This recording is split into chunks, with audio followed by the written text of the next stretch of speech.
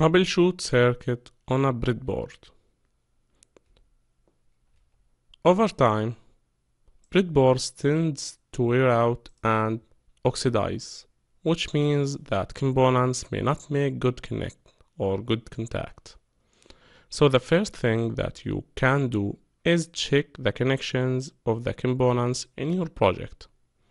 If you suspect that your breadboard might have oxidized, it can help to remove a component and stick it back in a couple of times. If your breadboard contacts loosened over time, it can help to gently push down on the components while you test your circuit. I found this to be especially helpful in designs that use a lot of jumpers or jumper wires because those connections can easily come loose. Another tip is to use color-coded wires. For example, you can use black wires for all the ground connections, green wires for data transfer, and so on.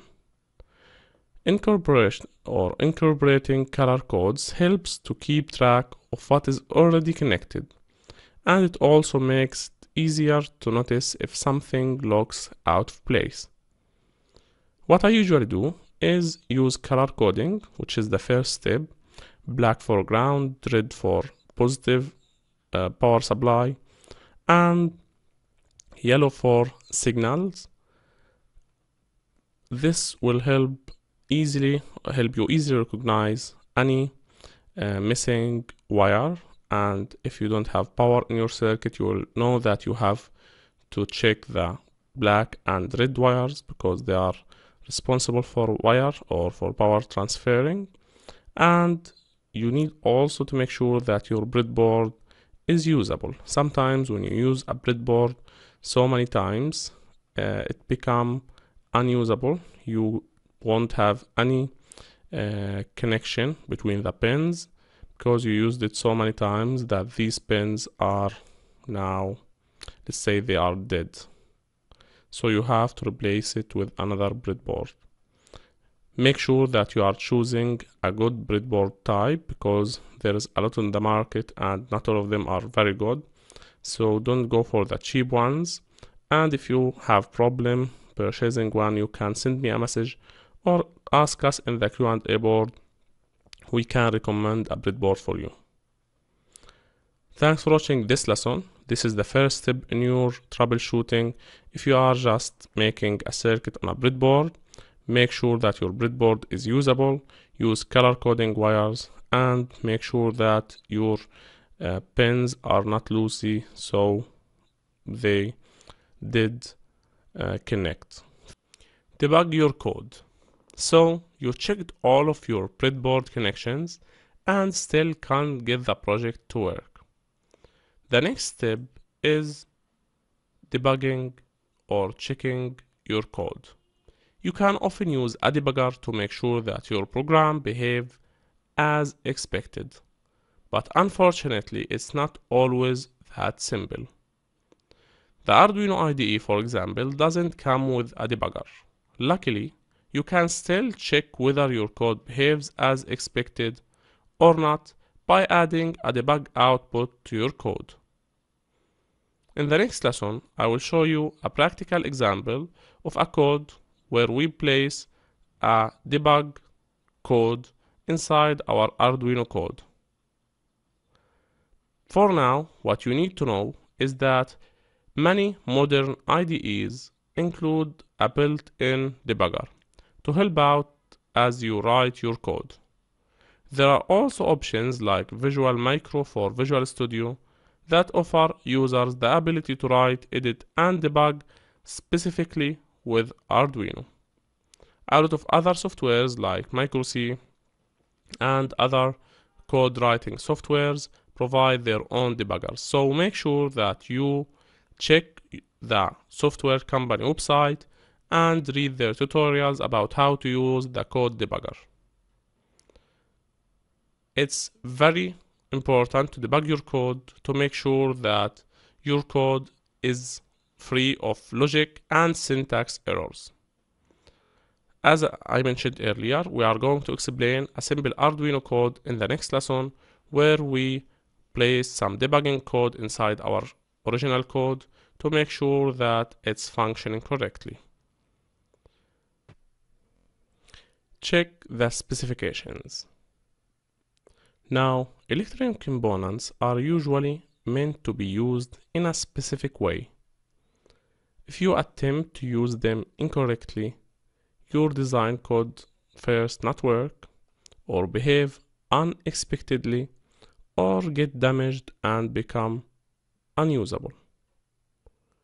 Checking the datasheet for the parts in your design is an important step when troubleshooting. Now, people, let's say they misunderstand what troubleshooting a datasheet or a component using a datasheet is. So here we are going to see a simple example for a component that has different numbering for the pins depending on one changed letter. Now, let's check the datasheet for that component. Now, let's go to our browser, write google.com, and here write, let's say there is an IC that I use, TLC pinout. Now, if you head over to the images, as you can see here we have a TLC 59 and here we have another TLC 59. Now, by looking to these two, you can see that number 1, which is the first pin here, is for out 1, while number 1 here is for ground. So these two pin outs are for different versions of the same IC. You have to make sure that you are using the right pin out. Sometimes when you write your IC like this, you will find more than one version, so you have to write the whole number. It's called TLC 5940, and if you have any other letter after this number, you must write them down here so that you can get the right connection. Now we can see from this that this is the right pin out for our IC, and this is the one that we are going to use in our circuit. Now if we use this one, everything will be different. As you can see, I have to connect ground to this pin, while ground here is connected to pin 22. So this will most likely burn out the entire project or the entire circuit, and without giving or without taking into consideration that this IC will burn out as well because we provided power to the wrong pins. So always make sure that you double check the datasheet of your component because they contain valuable information, including timing descriptions, pin diagrams, maximum ratings, and much more.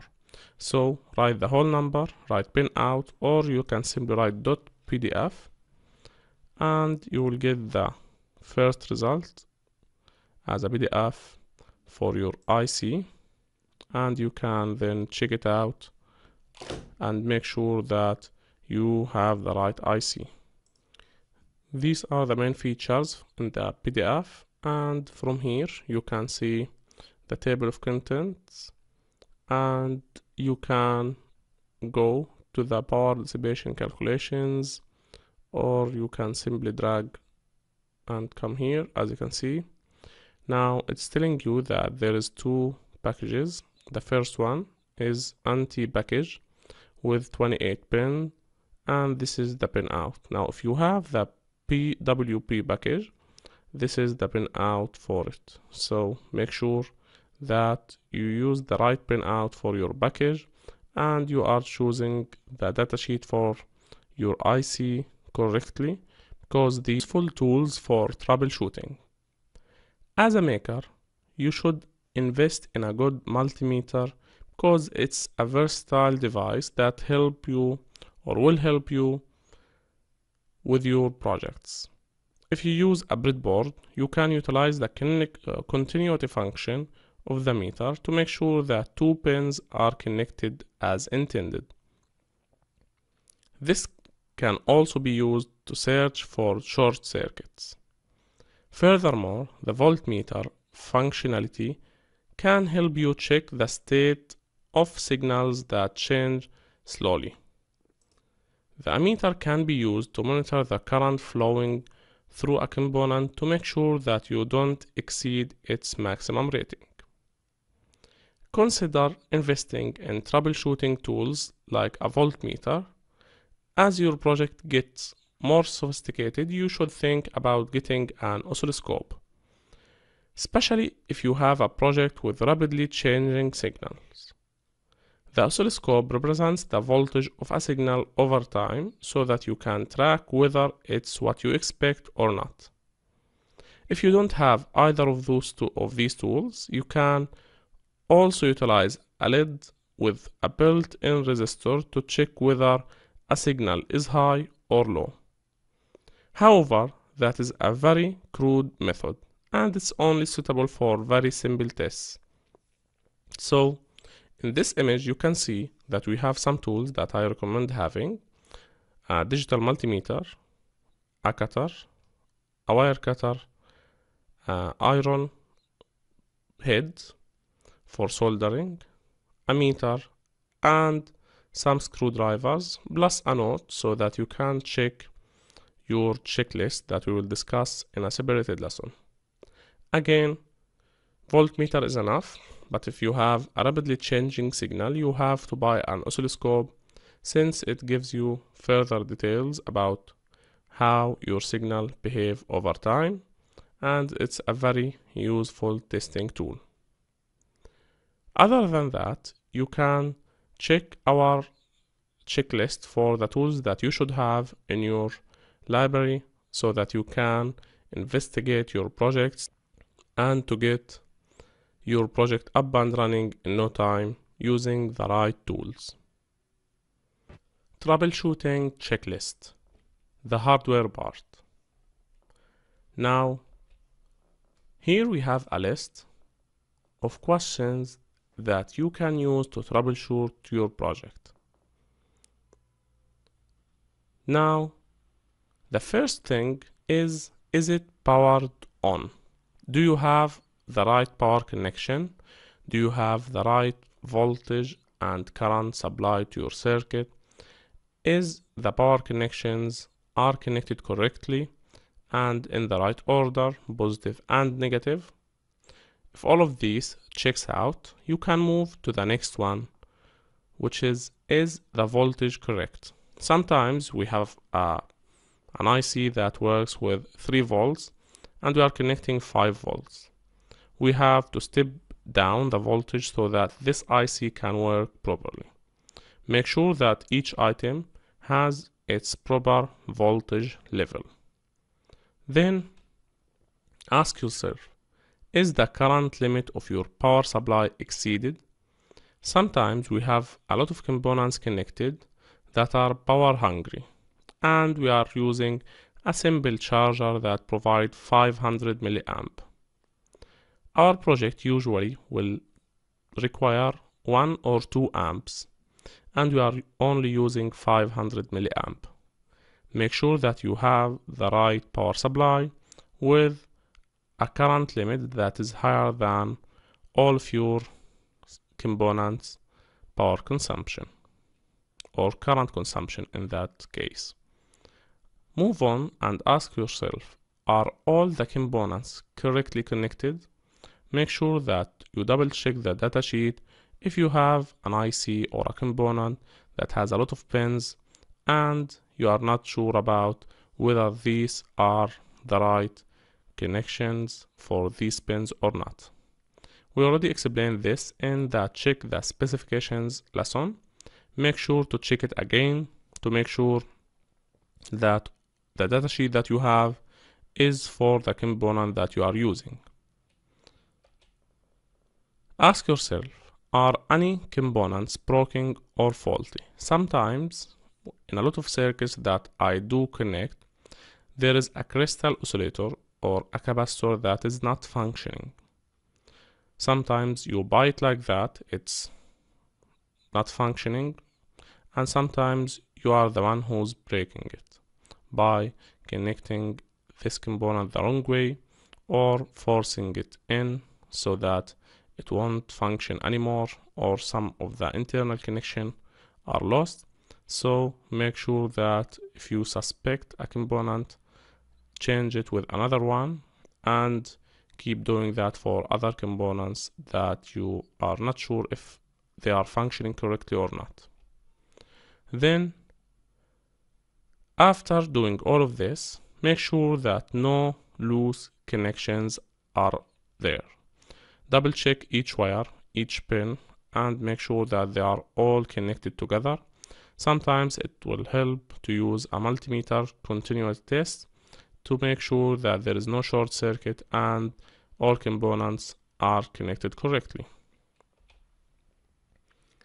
Does it help if you gently push down on your circuit? Sometimes some components are connected, but they don't really provide connection if you are not pressing them down.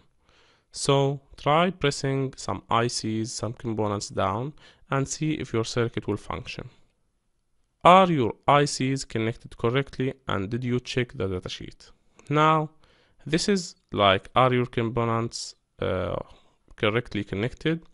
But you have to double check the datasheet again. Sometimes you are missing something and you are too, let's say, ignorant to recognize it. So you have to double check that again and make sure that your item has only one datasheet. Do you fully understand what the ICs are supposed to do? Sometimes understanding what an IC in a circuit is doing will help you investigate that IC and making sure that it's functioning the way it's supposed to.